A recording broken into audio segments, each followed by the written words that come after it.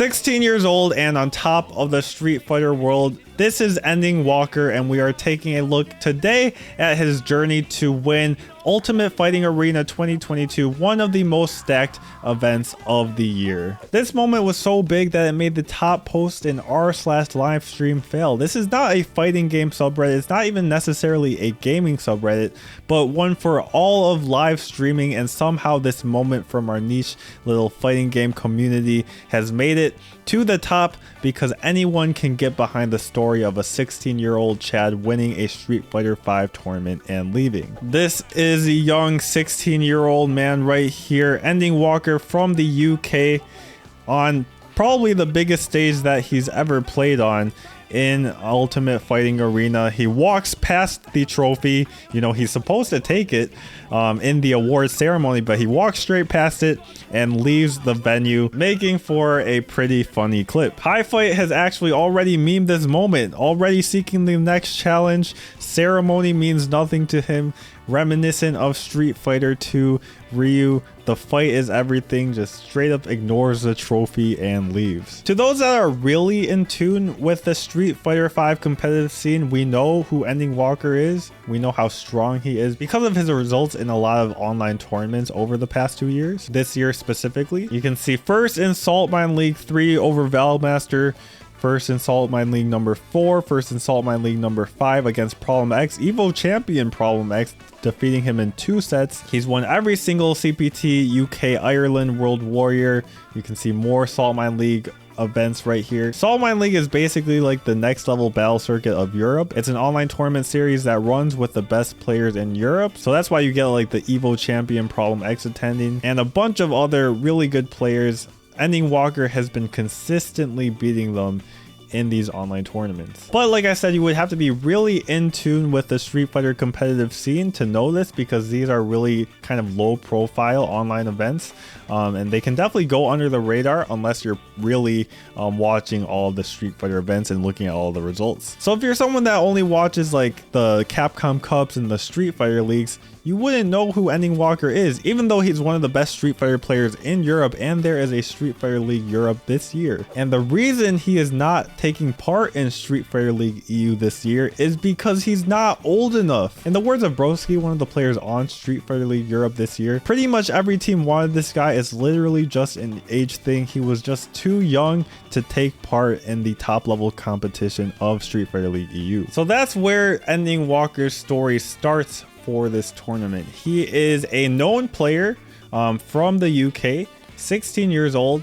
who has proven himself in online tournaments but hasn't in a big open offline tournament yet as of before this tournament. And you know, because people know who he is the top seed in his pool, and he makes it out in winner's side as expected into the top 48, and that is where the story gets interesting. His first opponent in the top 48 is Kilzyou, a very talented, also pretty young player from France, I think around 20 or 21 years old. He's only really become a prominent player, I would say, past like 2020, so I would forgive you for not knowing who he is, but he has qualified for Capcom Cup last year. And if you know anything about Street Fighter, you know the name Daigo Umehara. He played him this year in Evo 2022, and against Daigo he was one execution away from winning. Right here, Daigo is at a little sliver of life. He baits out Daigo's V reversal right there where Daigo is vulnerable, but he misses the button to punish. He knows that he could have won, but even though he didn't get the win, he came so close. You can tell what kind of a player, how strong Kilzyou is. So that's what EndingWalker is up against, a Capcom qualifier from the past year, someone who has almost beaten Daigo this year.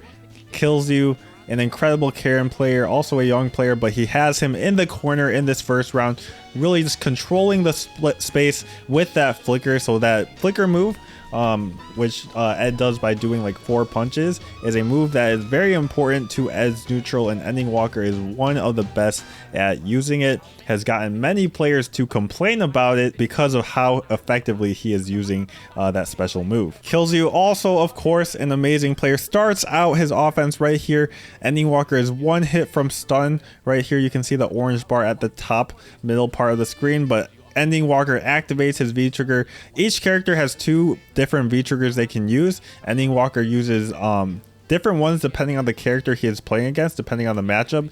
This one allows him to extend his combos and pressure. So right there he is at advantage. He has Kilzyou in the corner. Kilzyou still has a significant health lead. EndingWalker 1 hit from dying, but EX uppercut, invincible reversal. Invincible reversal comes out of Kilzyou. EndingWalker baits it out.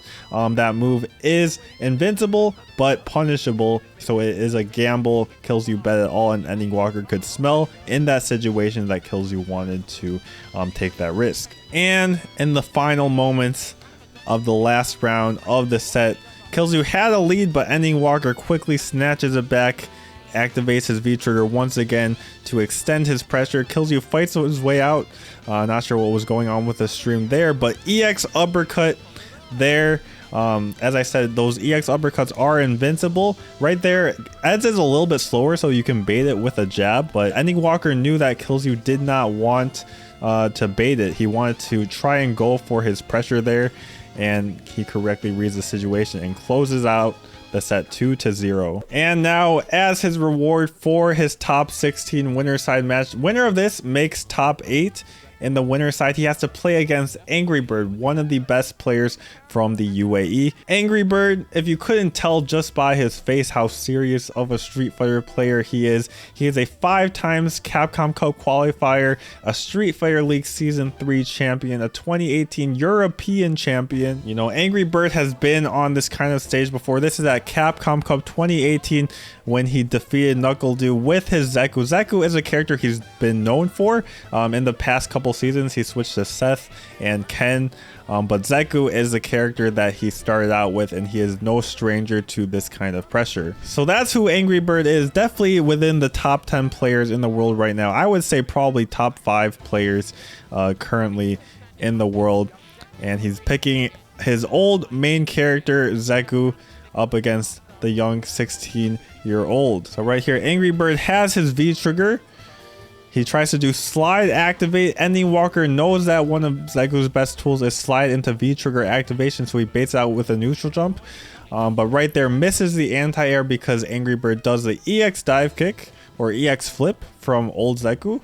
Zeku has 2 forms, the old and the young. The old has that flip move, and he can change trajectories, which makes it hard to anti-air. So, you know, this was never going to be an easy victory for EndingWalker. He was always going to have to work for this one. But right here, he has Angry Bird in the corner, close to stun, but misses his combo. He's trying to bait out the slide into activation. Again, he actually gets the bait right here into his V-trigger activation, gets the corner carry, goes for more pressure, gets the pressure completed, gets the open up on Angry Bird, and now it is 1-1 in rounds.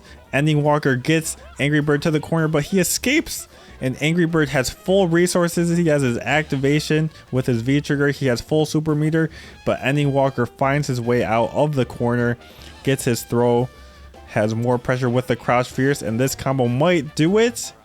1 hit away from death and gets the shimmy. That's what we call a throw bait, when you bait your opponent to throw and you walk back to punish them with your own button. And in the end, Angry Bird even is not able to defend against Angry Bird's corner pressure. He has him in the corner right now, but Angry Bird makes a fatal mistake and jumps into the corner, not once but twice, and EndingWalker is out of there. Does a flicker into the EX follow-up, gets his throw. You've seen this time and time again where he goes for the crouch fierce pressure, but Angry Bird actually finds his way out with a button into his V-trigger follow-up.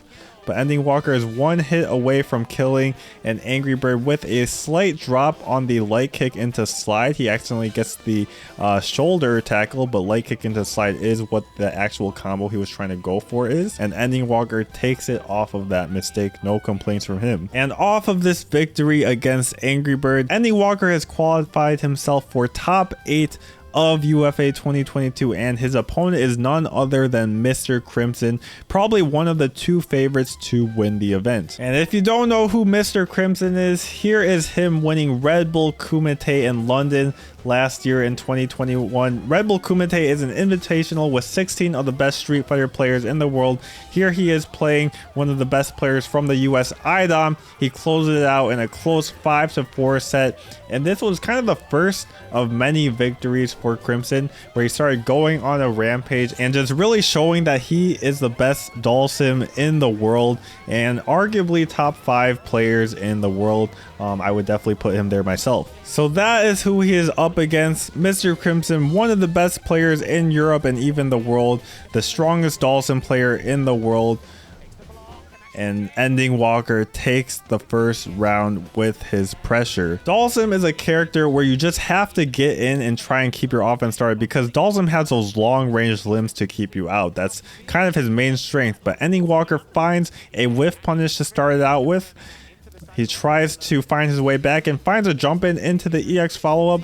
And this corner pressure has been deadly for all of his other opponents so far, but Mr. Crimson finds his way out. Dhalsim, one of the characters with a teleport out of the corner, but EndingWalker reads the offense with a jump back, and now he's going to have his V-Trigger activation. Mr. Crimson somehow gets crush countered right there, and this is his V-Trigger 1, a ball that slowly moves across the screen, and EndingWalker follows up behind it with a back throw to close out the first game. But you know, Mr. Crimson, one of the best players in the world, is not going to go down without a fight. This game, he shows Dhalsim's true strength of zoning. So you can see the anti-air there with a crouch or back medium punch. There, the dive kicks with the pressure, a snipe out of the air with a crouch medium punch, a teleport there. EndingWalker gets him off of him slightly with the EX uppercut. But there's such a big life deficit already from all the dive kicks and the pokes coming out of Crimson. His only hope is his V-Trigger right now. He finds the grounded punish. Can he make this offense count? One throw, but Crimson finds his way out, baits out the EX uppercut, and that is the first round for Crimson. And here in the second round, EndingWalker has a health lead, but here Crimson activates his V-Trigger. His V-Trigger slowly burns you over time, so you can see he's able to get his health a little bit back, and punishes that standing heavy kick coming out from Ed, punishable by that light kick from Dhalsim into the EX flame, and ties it up 1-1. And I don't think I've mentioned it yet, but this is the only game that EndingWalker lost the entire tournament. After getting zoned out for pretty much all of the last game, EndingWalker says no more, baits out the V-shift, goes for the stand heavy kick with the read, has such a health lead, standing heavy kick, crush counter again. He has Crimson in the corner, and the pressure is just mounting. The health lead still mounting. Crouch medium punch. It's a little bit of life for Crimson, but probably not enough, because another standing heavy kick takes away half of his remaining life, and EndingWalker has a V-Trigger, and Crimson has to try and dodge the glowing purple ball going slowly towards him. He tries to teleport. There is an added juggle property if you hit that teleport out of the air, and that's how EndingWalker get the standing medium kick into the upper to close out the second game. And here is the final round of the set, 2-1 for EndingWalker. If he wins this round, he wins the set, and he is pressuring with this glowing purple V-Trigger 1. He gets a little bit of damage off of it, but most important is the corner. Crimson tries to escape with a teleport, but EndingWalker punishes it. He gets a throw into an optimal stun combo where he closes out, not quite, but just one more tap will do it. He goes for the standing heavy kick, which baits throws, because standing heavy kick is airborne, and throws whiff against airborne moves. EndingWalker has made it to winners finals of the event. The other player in his way is none other than Punk. If you've heard about competitive Street Fighter V and followed it at all, you probably know who this man is. You can see here tour earnings 140,000, and this is just in CPT official events. He's won much more beyond that, especially in E-League in 2017, where he took home 150k for winning first place of that. And for a period of 2 years, he was the undisputed best player in Street Fighter V. In 2017, he was globally ranked 1 with 3,000 CPT points. You know, for reference, Tokido, one of the Japanese gods who was the second ranked player in 2017, he was 1,000 points behind in second place with 2,125. But the most important part of the story isn't that Punk is like the winningest player of Street Fighter V's lifespan, because 2 months ago on August 21st, 2022, Punk actually defeated EndingWalker in winners finals at Versus Fighting X 2022 with a 3-1 victory over EndingWalker. Punk just showed his dominance in neutral in the Colleen versus Ed matchup. You can see here EndingWalker gets an anti-air, but Punk's jab interrupts his offense and he closes out this set 3-1. But probably what's going on in EndingWalker's head is that was 3 months ago. What matters is what happens today. We are in another winners finals of a major event. Can you defeat the new me, the new EndingWalker? I've learned from my past mistakes. This is the same matchup, and now I have you in the corner.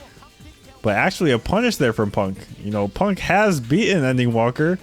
He misses his sweep into V-trigger activation, and EndingWalker is able to capitalize off of this with his own V-trigger activation. Starts to throw pressure. He has Punk in the corner. Tries to fake him out with a stand fierce with Ed, but actually with all of that movement, fakes him out so much that he gets a hit with his V-trigger, punishes the escape V-reversal out of Colleen to take the first round. But you know, that's just the first round. You gotta take a game for it to matter, for it to start feeling like you have a chance in the set.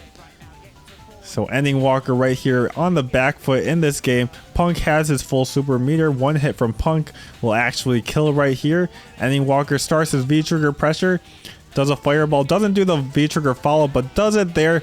Punk gets caught off guard. He was trying to super through it, but just misses the input. And that's going to be the first game to EndingWalker. Again, the second game goes down to the final round. EndingWalker now has the health lead, but Punk has his V-trigger 2 with Colleen, which makes her a much stronger character. The crouch fierce just barely whiffing because of a nerf to that anti-air this season. Punk does not main Colleen, so he probably is not very comfortable with that change, and that lets EndingWalker get a critical jump in into a flicker into an EX follow-up, and he closes out the second game. So 2 games up and around, EndingWalker is feeling it against Punk. His offense is working with his V-trigger. He is one throw away from doing a one hit even. The fireball, but no follow-up. He tried to get the hands as a follow-up, but was too far, and the fireball into the V-trigger. Punk was trying to go through it with his projectile invincible move, but was just a little bit too late, and a 3-0 victory for EndingWalker against a man that just beat him previously 3 months ago, and now he has made it to winner's side of grand finals. So while EndingWalker was having the run of his life in the winners bracket, making it to the winner side of grand finals, on the other hand, Valmaster was having a crazy run in the loser side of the bracket, being Big Bird 3-0, 3-2 over Mr. Crimson, 3-2 over Angry Bird, and 3-0 over Punk. If you've only followed Street Fighter V and not Street Fighter 4, you might not know who Valmaster is. In Street Fighter 4, he was an incredible Chun-Li main, one of the best in Europe. Here is the final moment of one of his victories at Capcom Cup 2015, the last Capcom Cup, the last world championship for Street Fighter 4, where he defeated Nemo,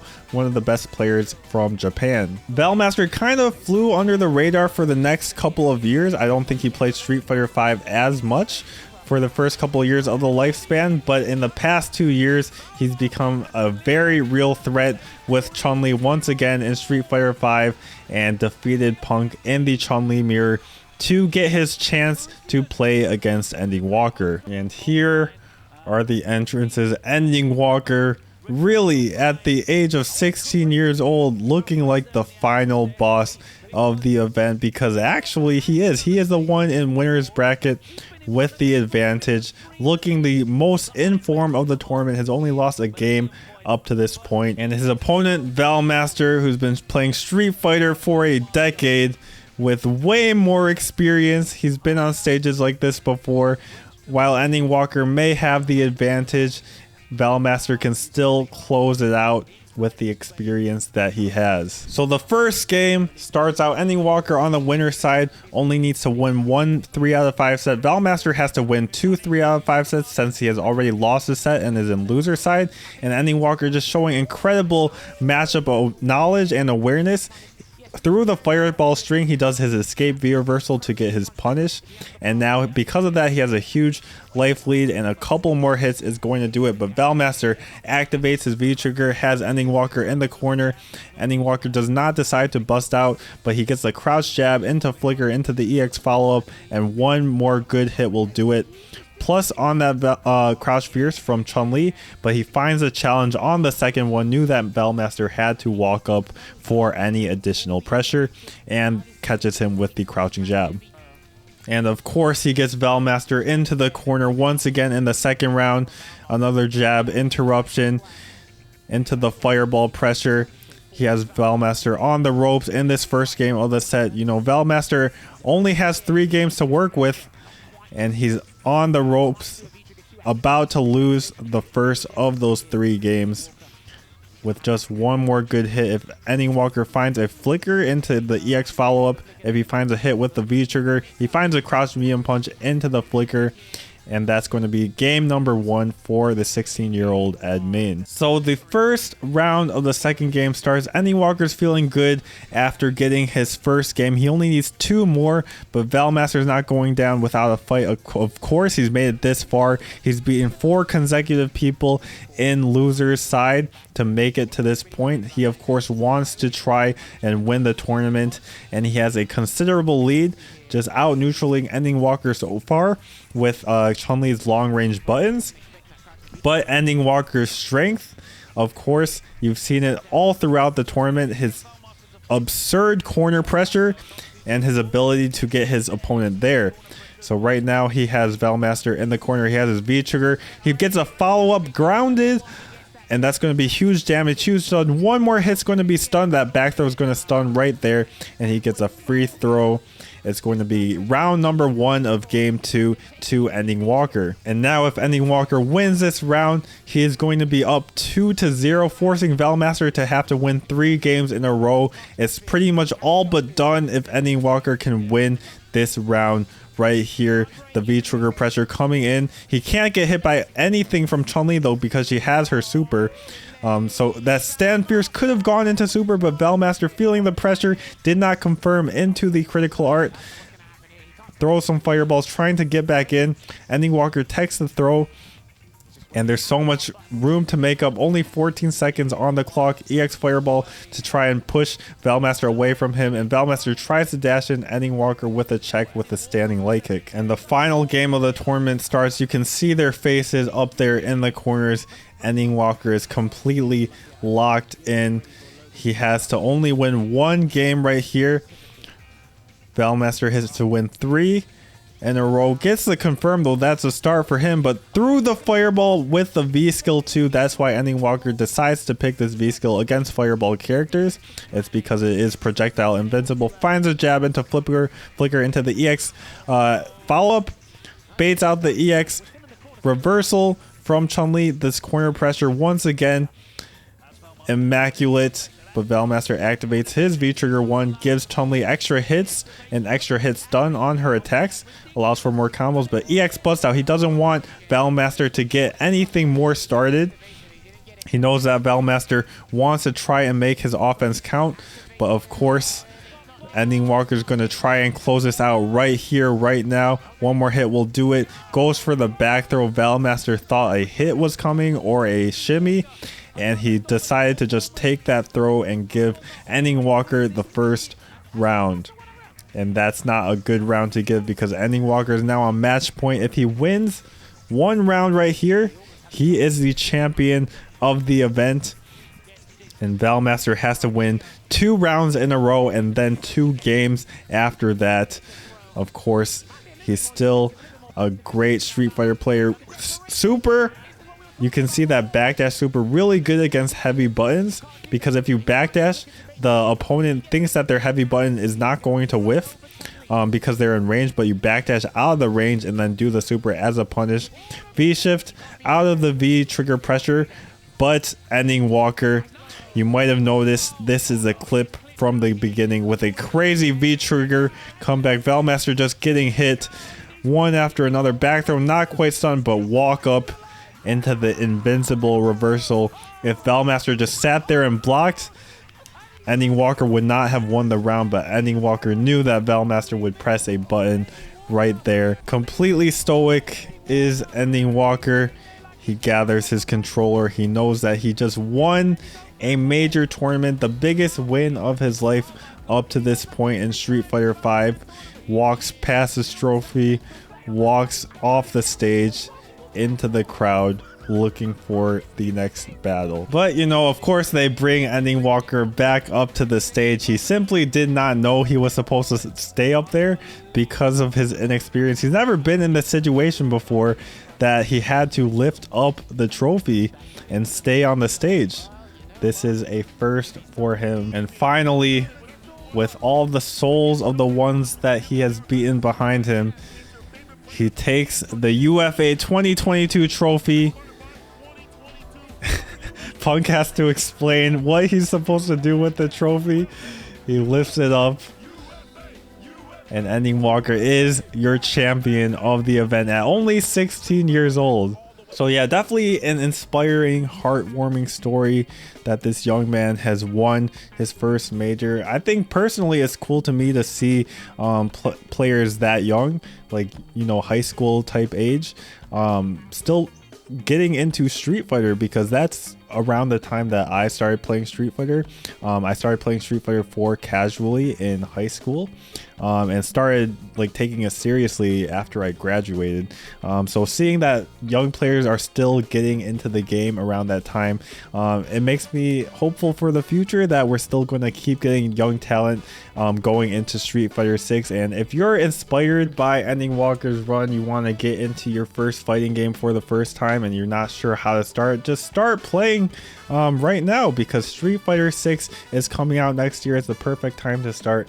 You know, you can start learning Street Fighter 5, get the hang of it. You might not be the best in Street Fighter 5 because there's only a little bit of time left, a couple more tournaments to close out the game, but you can get the hang of Street Fighter and fighting games and use that knowledge to really propel yourself. You know, if a 16-year-old can do it, you know, I feel like anyone with the drive and passion can do this. You know, it's not just for the people that have been playing Street Fighter for 30 years. Like, this guy is half of the age of Street Fighter and he just won one of its most stacked tournaments ever. So it's never too late to start. And yeah, just amazing run from EndingWalker. And before we get out of here, just hit that red subscribe button down below. Leave a comment down below what you thought of EndingWalker and his run and just, you know, his journey to get this victory, because he actually defeated 5 really high level world class players to get this victory. So it was definitely not an easy victory for him to get. Leave a comment down below, leave a like on the video, and I'll see you in the next one.